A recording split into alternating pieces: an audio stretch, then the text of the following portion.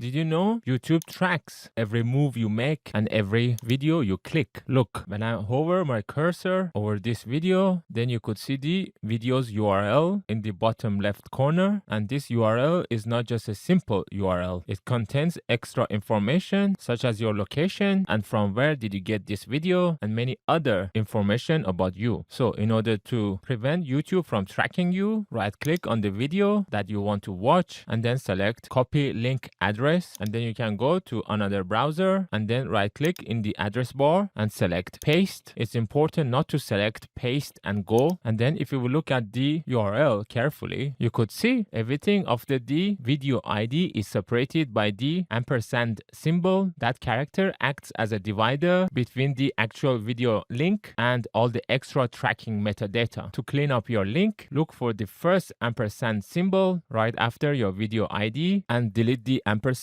plus everything after it.